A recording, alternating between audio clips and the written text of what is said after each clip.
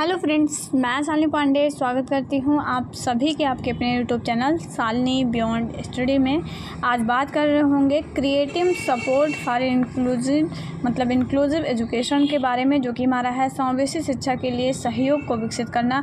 किस तरीके से हम समावेशी शिक्षा के लिए सहयोग का माहौल डेवलप कर सकते हैं, उसके बारे में हमें इस पूरे तीसरी यूनिट में पढ़ना है।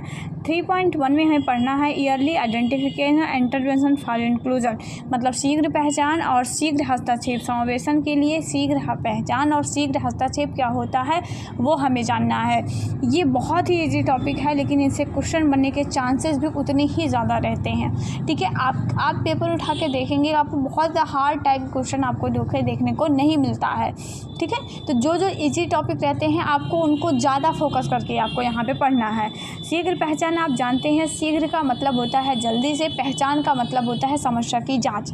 ठीक है, मैं एक इजी लैंग्वेज में आपको समझाने का प्रयास कर रही हूँ कि शीघ्र का मतलब होता है जल्दी। हम कहते नहीं है कि भैया थोड़ा जल्दी काम करिए, भैया थोड़ा शीघ्र इस काम को ख़त्म करना। तो क्या है, शीघ्र का मतलब है जल्दी।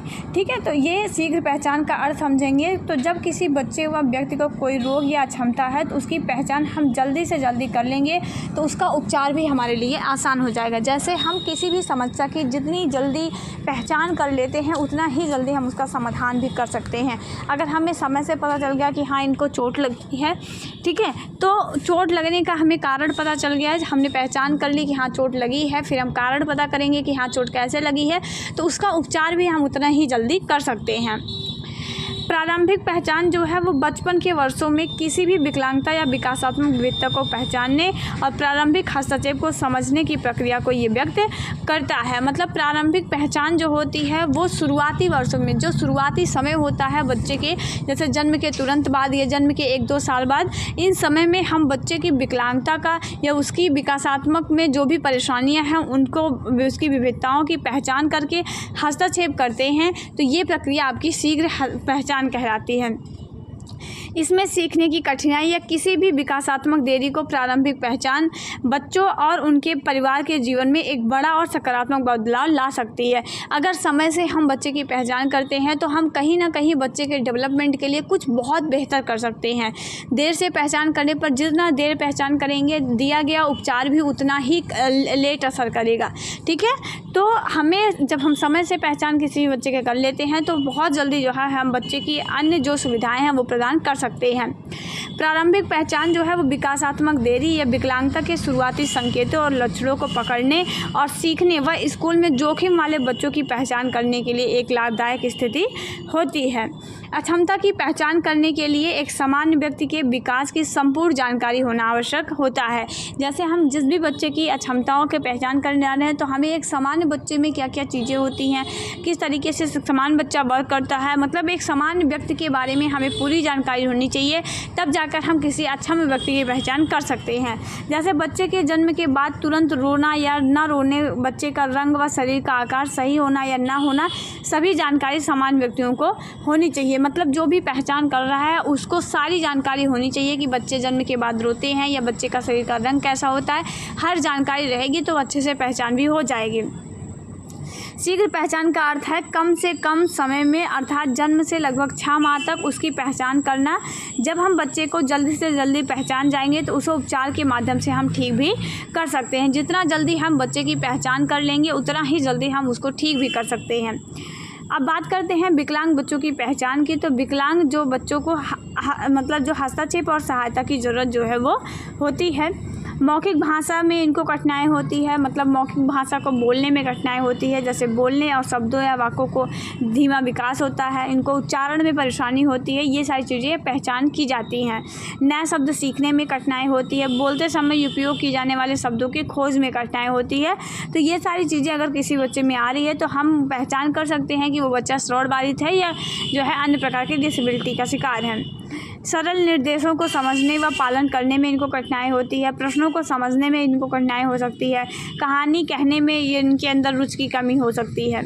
अगला है पढ़ने और लिखने के कौशल में कठिनाई। इनके अंदर जो पढ़ने और लिखने का कौशल है उसमें भी कठिनाई देखने को मिल सकती है, जैसे वस्तुओं और रंगों के नामकरण में धीमी गति, ठीक है। जैसे मान लीजिए कोई व्यवसायी बच्चा है, ठीक है, या कोई वीआई बच्चा है, तो उसके अलग अलग जो है आपको विशेषताएँ जो है उसके अंदर देखने को मिलेंगी और उन विशेषताओं को पहचान करके आप एक सामान्य बच्चे से उसकी तुलना करके उसकी पहचान कर सकते हैं। वर्णमाला के अक्षरों को पहचानने और सीखने में कठिनाई। जो अधिगम अक्षम बच्चे होंगे उनको वर्णमाला अक्षरों को पहचानने, लिखने, बोलने, इन सब में परेशानियां होती हैं। अक्षरों और ध्वनियों के बीच संबंध बनाने में इनको परेशानी होगी। अनुभूतियों से संबंधित मतलब अनुभूतियों से संबंधित भी इनको कुछ कठिनाइयाँ होती हैं, जैसे अक्षर, अंक, सप्ताह के दिन आदि याद रखने में इनको परेशानी हो सकती है। नियमित रूप से क्या होना चाहिए मतलब दैनिक प्रक्रियाओं के लिए खराब स्मृति में इनकी होती है, ठीक है। आकार रंग जैसी बुनियादी अवधारणाओं में इनको कठिनाई हो सकती है। आकार रंग जैसी बुनियादी अवधारणाओं में इनको कठिनाई हो सकती है। मोटर कौशल में भी इनको कठिनाई हो सकती है, जैसे खराब संतुलन, ठीक है, हेर फेर, मोतियों को पिरोना, बटन लगाना, इन सब में परेशानी हो सकती है। दौड़ना, कूदना, जूते का लेस बांधना, सीढ़ियाँ चढ़ना, तो ये सारे अलग अलग डिसेबिलिटी के अलग अलग लक्षण आपको देखने को मिल सकते हैं, ठीक है। जैसे स्पीच डिसऑर्डर वाले होंगे तो उनको मौखिक रूप से बोलने में परेशानी, लोकोमोटर डिसेबल हैं तो मोटर एक्टिविटियों को करने में परेशानी, ठीक है। अलग अलग चीज़ों को पहचान करके हम बच्चे के अंदर क्या डिसेबिलिटी है क्या नहीं है उसकी पहचान करते हैं। दूसरों से बात करने या अकेले रहने में इनको परेशानी होती है। बहुत सारी ऐसी डिसेबिलिटी है जिसमें ये सारी परेशानियाँ आपको देखने को मिलेंगी। आसानी से निराशा प्रबंधन करना मुश्किल, नखरे, गुस्सा, निर्देशों का पालन करने में कठिनाई, आवेग सहित या अति सक्रियता रहती, जो एडीएचडी वाले रहेंगे तो उनमें अति सक्रियता रहेगी। तो ये सारी चीज़ों को पहचान करके हम जो है बच्चे की शीघ्र पहचान करते हैं। जैसे माता पिता, शिक्षक, स्वास्थ्य पेशेवर या अन्य वयस्कों में जो बच्चों में विकासात्मक मील के पत्थर को पहचानने और प्रारंभिक हस्तक्षेप के मूल्यों को समझने की क्षमता को संदर्भित करता है आपका शीघ्र पहचान। अगला है शीघ्र हस्तक्षेप, जिसे आप ईयरली इंटरवेंशन कहते हैं। तो यदि हम एक श्रवण बाधित बच्चे की पहचान जल्द से जल्द कर लेंगे तो जल्द पहचान कर लेंगे तो पहचान के बाद उसकी समस्या को ध्यान में रखते हुए उसे उचित हस्तक्षेप भी जल्दी शुरू कर देंगे। तो एक याचाई बच्चे में वाणी एवं भाषा विकास के साथ साथ शैक्षणिक, मानसिक व सामाजिक विकास भी शीघ्र होगा। देखिए, एक बच्चे की हम जितनी जल्दी पहचान कर लेंगे उतना ही जल्दी उस बच्चे को हम शीघ्र हस्तक्षेप की जो सेवाएं हैं वो भी प्रदान कर सकते हैं। शीघ्र हस्तक्षेप जो होता है या शीघ्र उपचार जो है उसके अंतर्गत क्या होता है कि जो अक्षमता वाले बच्चों को उनकी आवश्यकताओं और योग्यताओं को ध्यान में रखते हुए अक्षमता से संबंधित होने वाली सभी प्रकार की समस्याओं का निदान हो सकता है तथा शीघ्र उपचार के अंतर्गत बच्चे के अभिभावकों को भी शामिल करना चाहिए, जिसके द्वारा अक्षम बच्चों का उपचार घर पर भी हो सके। शीघ्र हस्तक्षेप का मतलब होता है कि जैसे आपने शीघ्र पहचान किया, शीघ्र पहचान के तुरंत बाद आप बच्चों को वो सारी सुविधाएं उपलब्ध कराएं जो बच्चे के जीवन को जो है आगे बढ़ा सकती हैं या जो बच्चे के लिए लाभदायक है या बच्चे की जो भी ज़रूरत है, ठीक है। जब आप बच्चे की नीड के अकॉर्डिंग उनको चीज़ें उपलब्ध कराते हैं तो वो शीघ्र हस्तक्षेप कहलाता है। हस्तक्षेप का मतलब क्या होता है, जैसे कहते नहीं कि आप मेरे मामले में हस्तक्षेप मत करिए, ठीक है, इसका मतलब है कि आप उनके मामले में मत पड़िए। ऐसे ही शीघ्र हस्तक्षेप का मतलब हो जाएगा कि बच्चे के मामले में जल्द से जल्द कोई कार्रवाई करना, ठीक है। मतलब बच्चे से संबंधित जो भी उसकी प्रॉब्लम है उसकी प्रॉब्लम के प्रति जल्द से जल्द कार्रवाई करना, ये आपका क्या कहलाता है, शीघ्र हस्तक्षेप कहलाता है। इसमें बच्चे को उसकी अक्षमता से संबंधित जो भी समस्याएं रहती हैं उसका निदान किया जाता है या निदान करने के लिए जो भी पॉसिबिलिटी रहती है कि हाँ बच्चों को ये चीज़ें दे देंगे तो वो बेहतर कर पाएगा तो वो दी जाती हैं।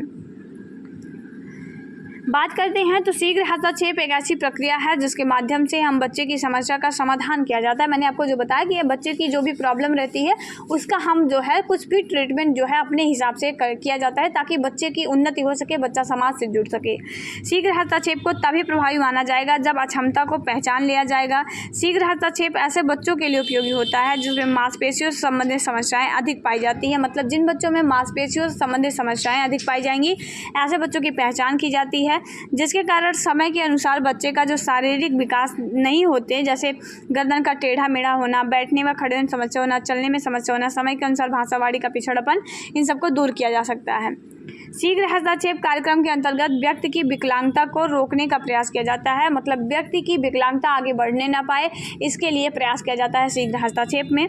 यदि किसी भी व्यक्ति को चोट बीमारी के कारण कोई भी क्षति होती है तो उसके अंतर्गत शीघ्र हस्तक्षेप कार्यक्रम का जो है वो बहुत महत्व होता है, क्योंकि समय के रहते हुए क्षति को न रोका गया तो क्षति अक्षमता व विकलांगता में परिवर्तित हो जाएगी। अगर हम समय रहते ही उसको नहीं रोक रहे हैं तो क्षति जो है वो अक्षमता और विकलांगता में परिवर्तित हो जाएगी, और जब क्षति अक्षमता व विकलांगता में परिवर्तित हो जाती है तो हस्तक्षेप करना असंभव हो जाता है। देखिए, जब क्षति है तभी अगर आप पहचान कर लेते हैं, तभी आप उसको चीज़ें दे देते हैं तो वो अक्षमता बनने से रोकेगी।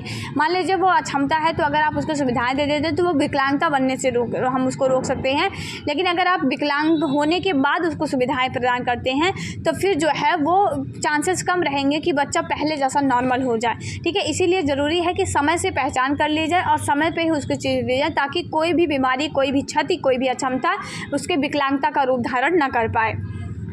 प्रारंभिक हस्तक्षेप के लक्ष्य की बात करते हैं, क्या इसका लक्ष्य होता है? तो अक्षमता वाले बच्चों की प्रारंभिक पहचान बहुत महत्वपूर्ण होता है, क्योंकि यह हस्तक्षेप बच्चे के विकास को बढ़ावा देता है, अर्थात उसकी स्थिति को सुधारता है। बच्चे की जो स्थिति रहती है उसको सुधारने में प्रारंभिक पहचान जरूरी होता है। जो मानसिक रूप से विकलांग बच्चे हैं उनको विभिन्न प्रकार की क्रियाएँ उपचार के साथ साथ दिलवाई जाती हैं, जैसे खाना, कपड़े पहनना, कक्षा में बैठना आदि। एचआई बच्चों को शीघ्र हस्तक्षेप के द्वारा वाणी एवं भाषा संप्रेषण के कौशलों को अधिक महत्व भी दिया जाता है।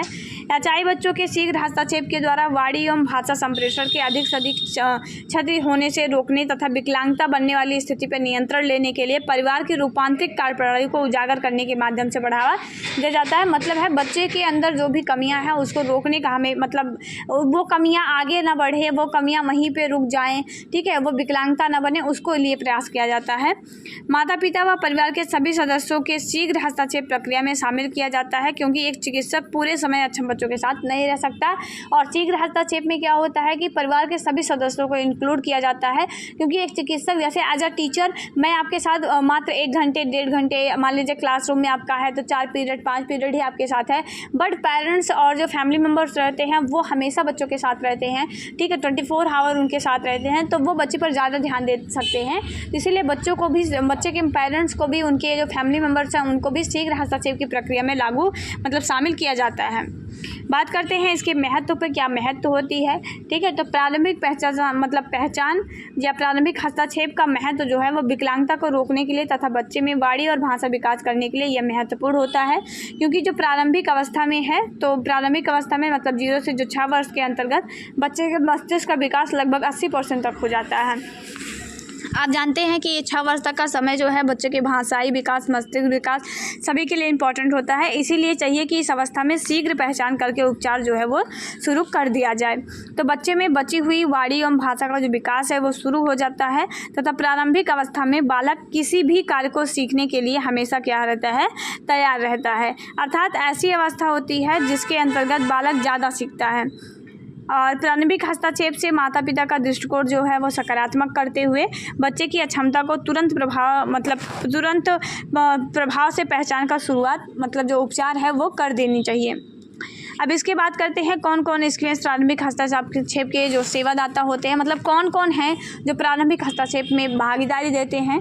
तो माता पिता होते हैं, अभिभावक जो हो, कोई भी अभिभावक हो सकता है, माता पिता हो सकते हैं, कोई मनोवैज्ञानिक हो सकता है, जो बाल रोग विशेषज्ञ हैं वो भी इनमें हो सकते हैं, जो वाणी चिकित्सक हैं वो भी इन्वॉल्व रहते हैं, जो शारीरिक चिकित्सक हैं उनको भी जोड़ा जाता है, और व्यावसायिक चिकित्सक, सामाजिक कार्यकर्ता, जो विशेष शिक्षक, इन सभी को जो है इसमें इंक्लूड किया जाता है। आपसे क्वेश्चन ऐसे भी पूछ सकता है कि शीघ्र हस्तक्षेप में माता पिता की क्या भूमिका है, उसके बारे में आपको बताना है।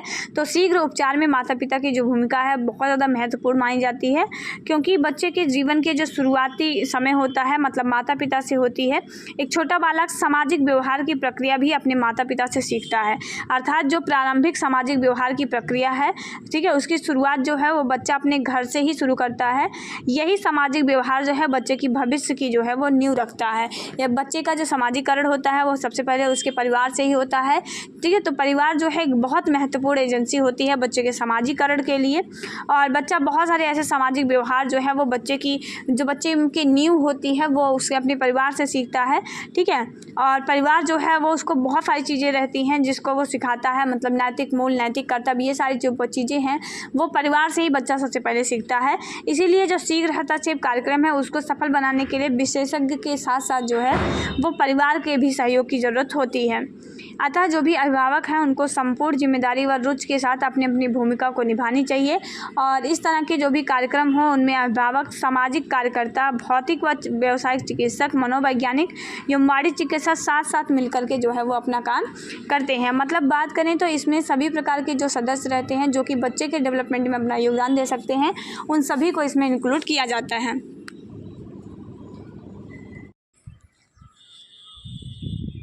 3.2 के अंतर्गत हम पढ़ रहे होंगे मतलब foundational literacy for inclusive education, मतलब क्या समावेशी शिक्षा के लिए क्या आधारभूत साक्षरता होती है उसके बारे में पढ़ेंगे। और भारत में क्या है कि शिक्षा के सिस्टम में बदलाव करने की आवश्यकता है। ठीक है, जैसे आपका 1968 की NEP थी, तो अब आपके 2020 की NEP 2020 आई है। तो जो एजुकेशनल सिस्टम है उसमें समय के साथ बदलाव होना भी ज़रूरी होता है। आज देश भर में लगभग 6 से 14 आयु वर्ग के बालक विद्यालय जाते हैं, परंतु स्कूल जाने के बाद ही वे केवल कौशल सीखने में पिछड़े हुए हैं। देखिए, सर्व शिक्षा अभियान और ऐसे बहुत सारे तरह तरह के जो आपके अभियान चलाए गए जिससे बच्चे स्कूल में नामांकन तो बच्चों का हो जाता है, लेकिन विद्यालय जाने के बाद बच्चे चीज़ों को बेहतर ढंग से सीखते नहीं हैं और जो कौशल उन बच्चों को सिखाए जा रहे हैं उन्हें लाभ जो है वो खो दिए हैं। आधुनिक भविष्य के लिए कक्षा 3 के साथ साथ विज्ञान का अर्थ, विज्ञान की गणना करना क्षमता आज सिखाई जानी चाहिए। ये चीज़ें भविष्य में अन्य चीज़ों को सीखने का आधार बनती है। ठीक है, जैसे विद्यालय में बच्चों का नामांकन तो अलग अलग जो है अधिनियमों के थ्रू अलग अलग तरह के योजनाएं बना करके बच्चों को विद्यालय में शामिल तो कर दिया गया, लेकिन विद्यालय जाने के बाद क्या बच्चे वो सारे कौशल सीख रहे थे? मतलब जो बुनियादी कौशल हैं क्या वो बच्चे सीख पा रहे थे? तो हम कहेंगे नहीं सीख पा रहे थे। तो इसके लिए NEP 2020 में ही एक आपका जोड़ा गया है YFLN, foundational literacy and numeracy. नीचे हम बहुत अच्छे से पढ़ेंगे। ठीक है, तो विद्यार्थियों को इस शिक्षा प्रणाली के अंतर्गत गणित विषय के साथ साथ सामायिक ज्ञान, शब्दों की पहचान क्षमता, गैर शब्दावली, गुण आदि शब्दों का समावेशन किया जाता है। तो YFLN ला करके जो फाउंडेशनल लिटरेसी एंड न्यूमरेसी है उसको ला करके बच्चे के अंदर जो मूलभूत साक्षरता है, जैसे उसको पढ़ने लिखने, अब एटलीस्ट बच्चा स्कूल में जा रहा है, ठीक है, बच्चा जा रहा है, कक्षा 3 तक का बच्चा है, तो बच्चा कक्षा 1 में जाएगा तो क्या वो कुछ बेसिक चीज़ों का ज्ञान तो उसको होना चाहिए, कुछ ऐसी चीज़ों का ज्ञान तो उसको होना चाहिए ताकि वो अगली कक्षा में जाने के लिए बिल्कुल तैयार हो जाए। तो ऐसे बेसिक जो गणनाएँ हैं या बेसिक जो क्षमताएँ हैं बच्चों के अंदर, जो बेसिक शब्दावलियाँ हैं उनका निर्माण बच्चों के अंदर करने के लिए YFLN था। विद्यार्थियों में संख्या और धारणा में शामिल होने की क्षमता, संख्या को पहचानने की क्षमता, विशेष संख्याओं में विभेद करने की क्षमता, संकेतों का ज्ञान, जोड़ घटाव आदि को हल करने की क्षमता का विकास करना चाहिए। जो YFLN है यही करता है कि बच्चों के अंदर जो बेसिक मैथमेटिकल और मतलब कैलकुलेशन है, जैसे जोड़ घटाव गुणा करना, ठीक है, जो निम्न स्तर के जो भी कैलकुलेशन है, एटलीस्ट बच्चा इतना तो जान सके कि हाँ जोड़ क्या होता है। जैसे बहुत सारे ऐसे बच्चे थे जो कक्षा 3 तक पढ़ लेते थे लेकिन उनको पता नहीं था कि घटाव का सिंबल क्या होता है। तो YFLN ला करके ये किया गया कि कम से कम बच्चों को इतना तो पता हो, जो बेसिक न्यूमेरिकली ज्ञान है उतना तो बच्चे को एटलीस्ट पता होना चाहिए। इसके लिए YFLN आया था। मौसम के बारे में छात्रों में समझ का विकसित जो है वो करनी चाहिए। पूर्ण प्रदर्शन में सुधार के लिए सबसे पहले ये सुनिश्चित किया जाना चाहिए कि सबसे कम प्रदर्शन करने वाले बच्चों का अनुपात कम करें, ताकि ये सुनिश्चित करें कि जिन बच्चों ने मूलभूत कौशल में महारत हासिल नहीं की है उनका प्रदर्शन निम्न से मध्यम स्तर तक पर आ जाए। ठीक है, मतलब YFLN ला करके ये किया गया ताकि जो बच्चे हैं एटलीस्ट बच्चे इतना तो सीख सकें कि अगली कक्षा में जाने के लिए पिछली कक्षा का ज्ञान उनके लिए आधार का काम कर सके। बहुत सारे ऐसे बच्चे आज भी मतलब ऐसे बच्चे थे जो कि प्राथमिक विद्यालयों में पढ़ते थे, जो मतलब गवर्नमेंट सरकारी जो विद्यालय होते हैं प्राथमिक, उन विद्यालयों में पढ़ते थे। और उन विद्यालयों में जब वो निकलते थे, जैसे कक्षा 3-4 के बाद जब वो किसी अदर माध्यमिक विद्यालय में जाते थे तो उनको अपनी ही कक्षा का, जिस कक्षा के वो पढ़ चुके हैं उस कक्षा का ही उनको ज्ञान नहीं होता था। तो YFLN ला करके बच्चों को उनकी कक्षाओं का, जैसे कक्षा 3 तक बच्चा बिल्कुल शब्दावलियों का उसको ज्ञान हो जाए, बच्चा पढ़ना लिखना सीख जाए, जो बेसिक कैलकुलेशन है बच्चा उसको कर पाए, इसके लिए YFLN जो था वो लाया गया था। ठीक है। तो ब्राज़ील, केन्या, पेरू, वियतनाम आदि देशों में उदाहरण देते हुए यह मालूम होता है कि मूलभूत शिक्षा को प्राथमिकता देने से न केवल व्यक्तिगत बच्चे को लाभ होता है बल्कि पूरे देश के सीखने के स्तर में सुधार होता है। अगर हम मूलभूत शिक्षा को बढ़ाते हैं तो देखिए, अगर हर बच्चा मूलभूत जानकारियों को जानता रहेगा तो उससे बच्चे को अगली कक्षा में पढ़ाने में टीचर को भी आसानी होगी और बच्चे को भी कॉन्सेप्ट को सीखने में मदद मिलती है। तो इससे सिर्फ बच्चे का ही व्यक्तिगत विकास नहीं होता है बल्कि इससे जो है पूरे देश का भी जो शिक्षा का स्तर है वो ऊपर उठेगा। समान और समावेशी शिक्षा को बढ़ावा देना, पर्यावरण और कम आय वाले घर के बच्चों के लिए स्वच्छ वातावरण और उन्हें श्रेष्ठ गुणों को बेहतर बनाने के लिए कई सामाजिक कार्यक्रम व कार्यकर्ता सक्रिय हैं। विद्यालय के लिए 10+2 की अच्छी गुणवत्ता शिक्षा और प्रारंभिक बाल देखभाल के लिए जो ECEC है, ठीक है, इसको भी आपका फुल फॉर्म याद कर रखना है। Yearly childhood care and education इसका फुल फॉर्म है। ने कई ऐसे कार्यक्रम तैयार किए हैं। Yearly childhood care and education का मतलब है प्रारंभिक स्तर पर बच्चों को जो पोषण की सुविधाएं दी जाती है, बच्चे को अच्छी न्यूट्रिशन मिले, अच्छी बच्चों को एजुकेशन मिले, इसके लिए जो कार्यक्रम चलाए गए थे वही आपका कहलाता है ईयरली चाइल्डहुड। मतलब शीघ्र जल्दी से जल्दी बच्चों के जो भी चाइल्ड हैं, बच्चे हैं, उनको जो है एटलीस्ट पोषण और एजुकेशन वो तो बेहतर मिल जाए छोटी लेवल पर, इसके लिए आपका ECEC आया था। इनमें 2020 ने इन संबंध में अनिवार्य प्रशिक्षण पूर्व पाठ तैयार किया।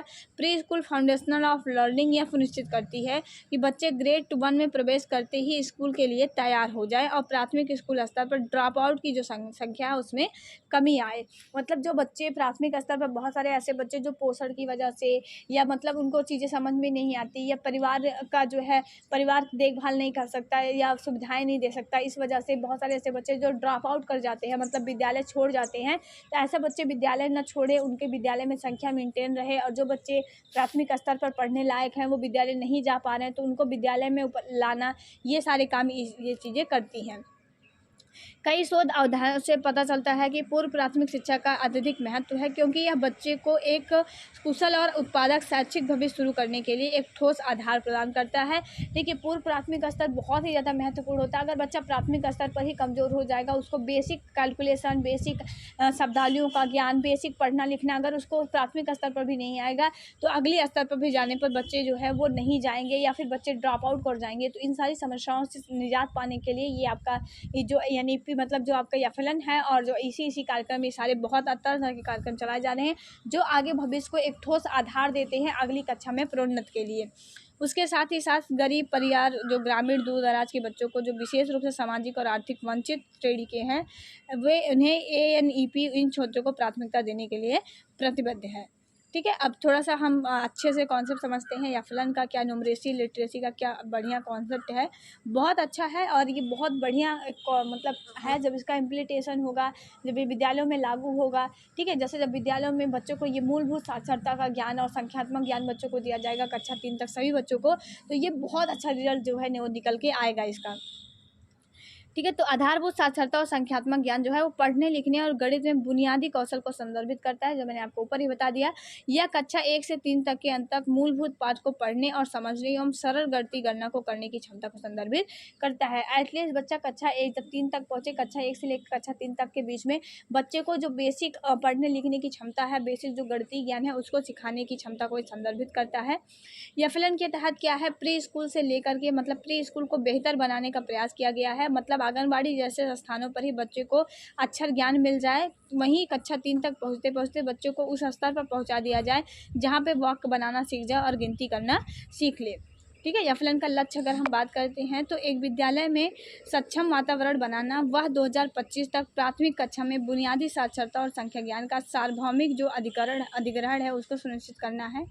YFLN के उद्देश्य की बात करते हैं तो यह सुनिश्चित करना है कि सभी बच्चे पढ़ने लिखने और संख्या का नाम कक्षा स्तर की क्षमता प्राप्त करें, कक्षावार और विषयवार पाठ्यक्रमों के साथ तालमेल करें, सीखने के प्रतिफलों को प्राप्त करने के लिए मैट्रिक्स जो है उसको विकसित करना, गतिविधि आधारित शिक्षण अधिगम पर बल देकर बच्चों के दैनिक जीवन से संबंधित कक्षा वातावरण सुनिश्चित करना। मतलब बच्चे को ऐसी गतिविधियों के माध्यम से बच्चों को सिखाना ताकि बच्चे जो है वो दैनिक जीवन से उसको रिलेट करके चीज़ों को सीख पाएँ। मात्रा भाषा, क्षेत्रीय भाषा, स्थानीय भाषा में उच्च गुणवत्ता वाली शिक्षा प्रदान करना। ठीक है। और शिक्षा अधिगम प्रक्रिया की उपलब्धता को सुनिश्चित करना, शिक्षकों और निरंतर क्षमता निर्माण पर ध्यान देना। ठीक है, तो ये सारे कुछ ऐसे लक्ष्य थे जो कि बच्चे की नींव को मजबूत करते हैं। बच्चा अगली कक्षा में जाए उसको प्रोन्नत करने के लिए ये मजबूत किया जाता है। सभी विद्यार्थियों के सीखने के स्तर पर नज़र रखने और समय समय पर स्कूल आधारित आकलन के संचालन को ये सुनिश्चित करता है। बात करते हैं एफएलएन की ज़रूरत क्यों है। तो विद्यालय शिक्षा के विभिन्न स्तरों में बच्चों का खराब अधिगम आज एक राष्ट्रीय चिंता का विषय है। मतलब बच्चे कक्षा 3 पास तो कर लेते हैं, ठीक है, उनका मतलब उनको अगली कक्षा में, चौथी कक्षा में भेज तो दिया जाता है, लेकिन जो बेसिक ज्ञान है ना बच्चे को वो नहीं मिल पाता है। बच्चा, बहुत सारे ऐसे बच्चे रहते हैं जो कि जोड़ घटाव जानते ही नहीं है क्या होता है और वो 4, 5, 6 में पढ़ रहे होते हैं। तो ऐसे बच्चों के लिए ये बहुत ज़्यादा ज़रूरी है। ठीक है, बच्चों के विकास के लिए बहुत ज़्यादा ज़रूरी है। एक बार बच्चे पढ़ने लिखने में पिछड़ जाते हैं तो वो अन्य बच्चों की तुलना में बहुत सारे पीछे हो जाते हैं।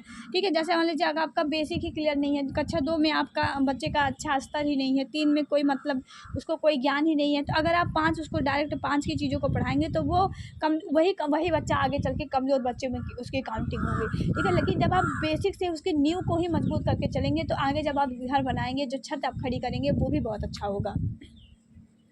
ठीक है, एनईपी 2020 का मानना है कि इस संकट का समाधान करना अनिवार्य है और सभी के लिए बुनियादी साक्षरता और संख्या ज्ञान प्राप्त करने के लिए ज़रूरी है एफएलएन को लागू करना। एफएलएन है तो मॉडल का विकास करते हैं तो 1, 2, 3 से भाषा एवं गणित शिक्षा के प्रत्येक छात्र छात्रा को भाषा के मतलब प्रैक्टिस के लिए एक जो रीडिंग बुक है वो दी जाती है और वार्षिक कैलेंडर, प्रेरणा सूची, पाठ्यपुस्तक, कार्यपुस्तिका, इन सबको सप्ताहवार मैपिंग होती है।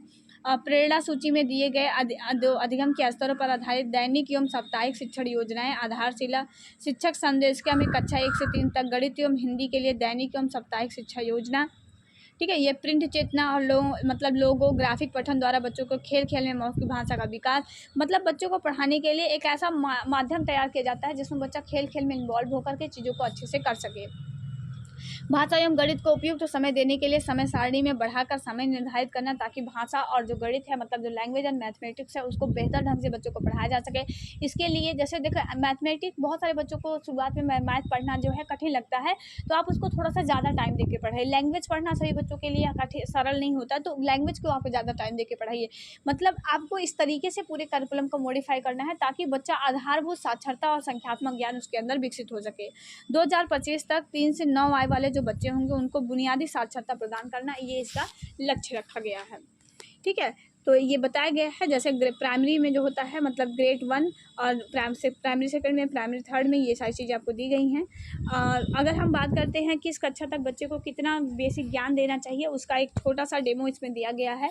ठीक है, बाकी आप एफएलएन अगर पूरा पढ़ेंगे, ठीक है, उसका जब मॉड्यूल आया है उसको आप पढ़ेंगे तो वो करीब बहुत ज़्यादा पेजों का है। ठीक है, और हमारे एग्ज़ाम के लिए वो ज़रूरी भी नहीं है, हम उतना पढ़ेंगे जितने से हमारा एग्ज़ाम अच्छा निकल जाए।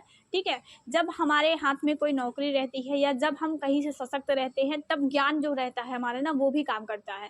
अगर हम बेरोजगार ही हैं, हमारे पास बहुत ज्ञान है, लेकिन अगर हम उससे 2 रोटी कमा नहीं सकते हैं तो फिर वो ज्ञान किसी काम का नहीं है। ठीक है, तो उतना पढ़िए जितना आपके लिए इम्पोर्टेंट है। कक्षा 1 में अर्थ के साथ साथ छोटे वाक्य पढ़ाना, 4 या 5 शब्दों के अक्षर पढ़ना। मतलब जैसे बच्चा कक्षा 1 में पढ़ रहा है तो कम से कम बच्चे अर्थ के साथ जो है वो जो बिना मात्रा वाले वर्ड हैं, ठीक है, जैसे पन घट, चल घट, ये सब वर्ड होते हैं, उनको तो एटलीस्ट पढ़ने में सक्षम ही रहे। कक्षा 2 तक करीब बच्चा 50 से 60 शब्दों को प्रति मिनट प्रवाह के साथ पढ़ सके। ठीक है, जैसे एक कहानी आप दे दीजिए तो उसको बच्चा हिंदी की कहानी, इंग्लिश की पोयम, तो उसको आप पढ़ सके। कक्षा 3 तक न्यूनतम 60 से अधिक प्रति मिनट प्रवाह से वो पढ़ सके। गणित में बात करते हैं तो 10 अंकों को वो पहचान सके, जैसे 0 से लेकर 9 तक वो पहचान सके, उसको पढ़ सके, क्रम से घटनाओं, वस्तुओं को, आकृतियों को व्यवस्थित कर सके। ठीक है, कक्षा 1 में बच्चे को कम से कम 99 तक की तो गिनती एटलीस्ट आनी ही चाहिए। ठीक है, उसको लिख पढ़े और जोड़ की जो मतलब छोटे छोटे कैलकुलेशन है, जैसे 2 + 3 कितना होगा, ठीक है, 6 में से 4 जाए कितना होगा, ये सारी छोटी छोटी कैलकुलेशन बच्चों को आनी चाहिए। कक्षा 3 तक लगभग 9 से 99 तक जो है उसकी गिनतियों का उसको ज्ञान होना ज़्यादा चाहिए। ठीक है, और कक्षा 3 तक लगभग 1000 शब्दों का जो है वो उसको ज्ञान जो है 1000 मतलब 9000 जो है उसको कम एटलीस्ट 9000 उसको संख्याओं को वो पढ़ लिख सके। 9000 संख्याओं का मतलब ये नहीं है कि वो 9000 संख्याओं को मतलब याद करे। इसका मतलब है कि एटलीस्ट उसको पता हो कि जो है 999 होता है, उसको पता हो कि 9999 होता है, कौन सा बड़ा है कौन सा छोटा है। मतलब 10,000 तक की संख्याओं को एटलीस्ट वो छोटा इधर उधर करके वो पढ़ने लिखने का कौशल जो है वो सीख ले। ठीक है, तो ये आपका पूरा था और बाकी जो है आप पढ़ेंगे अपना नेक्स्ट यूनिट जो कि हमारा है 3.3।